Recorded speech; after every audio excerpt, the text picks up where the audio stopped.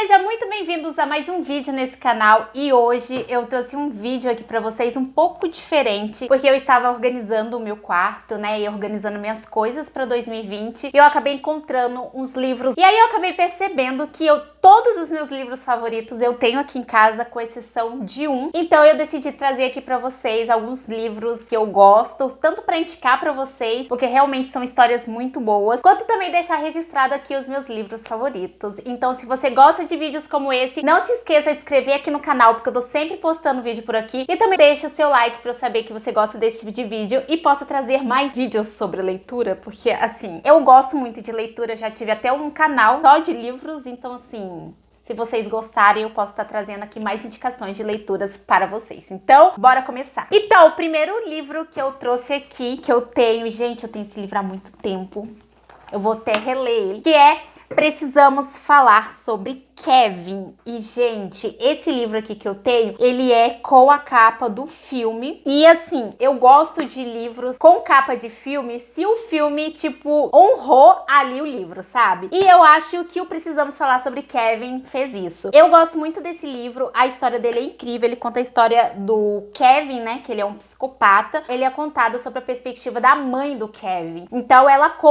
ela mostra um pouco da culpa dela, da história dela, das reações do Kevin. Gente, eu não sei, eu nunca li um livro onde ele mostra tanta ligação, assim, com a protagonista, que é a mãe. Então eu gosto muito do Precisamos Falar sobre Kevin por causa disso. Ele é ótimo e ele passa essa retratação que eu estou falando aqui pra vocês. O filme conseguiu fazer essa proeza. E tipo, gente, eu não sei dizer pra vocês como eles fizeram isso, mas eles fizeram. Mas já vou adiantando que se você for assistir o filme, vai preparado que ele é assim, um pouquinho pesadinho, sabe? Outro livro que eu trago aqui pra vocês, gente, é Lolita.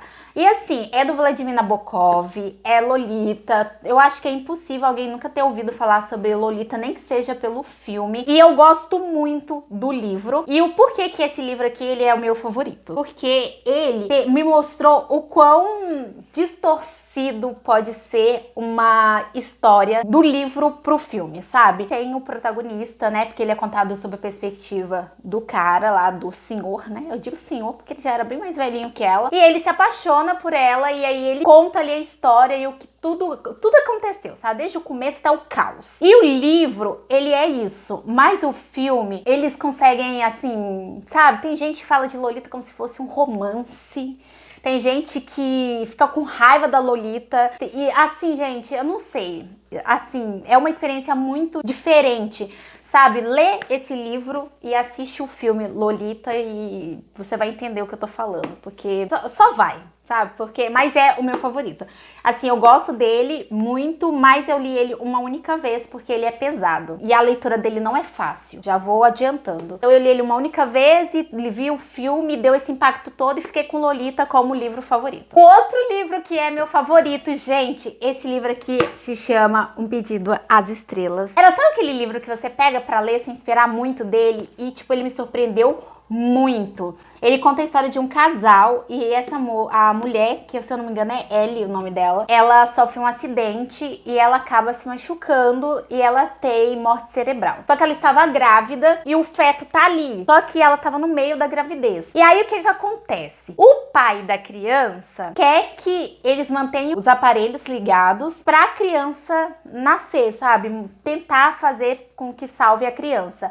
Já a própria mãe dele e a família dele, sabe, que conhecia muito ela, e ela também tem uma história bem complicada. A mãe dela também ficou em estado vegetativo, então ela tinha deixado por escrito que não queria estar em estado vegetativo, e a mãe dele e a família entra judicialmente para desligar os aparelhos porque isso ela não queria, e ele tendo a esperança que o feto poderia ser salvo, ele fica ali e assim, o que é para ser essa história, ele entra uma briga judicial, ele se aprofunda por uma teoria de perspectivas diferentes, sobre exceções, sabe? E o final dele é incrível. Ai, gente, maravilhoso, sério. Um Pedido às Estrelas, ele é muito bom, a história dele é muito boa. Eu tô aqui falando pra vocês, mas já com vontade de ler ele de novo. Outro livro que eu trouxe aqui também pra vocês, de meus favoritos, é Guardião de Memórias. E, gente, quando eu falo que a coisa é boa, coisa é boa. Esse livro aqui, ele tá entre meus livros favoritos desde que eu tinha, eu acho, 13 anos de idade. 13 anos. Eu era tão maravilhada com esse livro, porque esse livro aqui eu peguei na biblioteca da escola e eu fiquei apaixonada. Então, tipo, eu pegava ele, lia, devolvia, ia lá, pegava. E a moça da biblioteca da escola me deu ele, tipo, de tão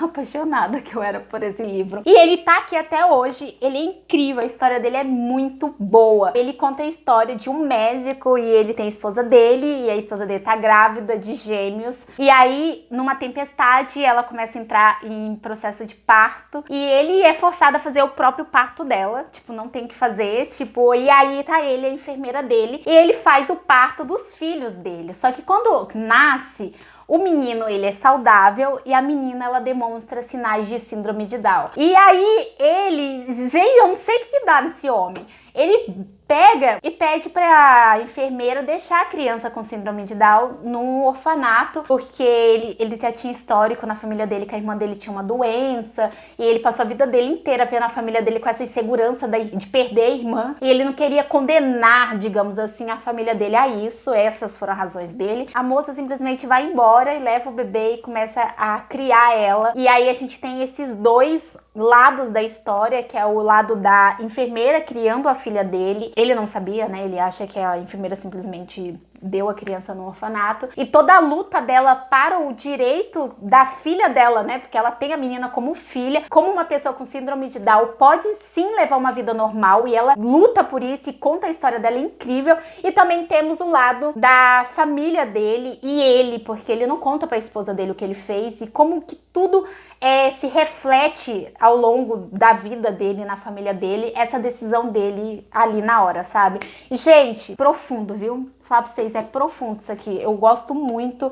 Eu fiquei sabendo que tem filme e eu vou assistir esse filme. Outro livro que eu trago aqui pra vocês, e esse livro aqui é Memória da Água. Ele é uma distopia, e nessa distopia, tipo, o mundo, a água tá racionada, a água está acabando num vilarejo, na cultura oriental. Tem a protagonista e a família dela são mestres do chá, e os mestres do chá são conhecidos por fazerem chá, são especialistas nisso. Pra fazer chá precisa de água, né? Então o pai acaba revelando pra ela um segredo. Tudo isso muda, sabe? E tipo, quando você é pego mantendo água ou tendo alguma fonte de água, tipo, você pode ser até morto, nossa, acontece um monte de atrocidade com você. E eles vão desenrolando a história com relação a isso, porque a menina tá no processo de se tornar uma mestre de chá, mais a falta de água e mais o segredo que o pai dela tem, mas eu não posso contar aqui porque é spoiler.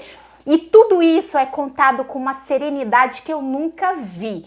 Então esse livro aqui, ele é legal, é uma distopia, é muito envolvente. Só que ele é o meu livro favorito justamente porque a escrita dele é uma escrita que eu nunca vi, sabe? É detalhista, mas não é cansativa. Quando você vê, você já terminou o livro. É diferente a forma como é narrado a história aqui. E por último, e não menos importante, eu trouxe aqui pra vocês A Noiva Fantasma. Eu tenho essa edição aqui da Dark Side. Eu tô relendo. Pra vocês terem ideia, eu comecei a reler esse livro ontem. E tipo assim, olha, eu li já isso aqui. E tipo, é incrível.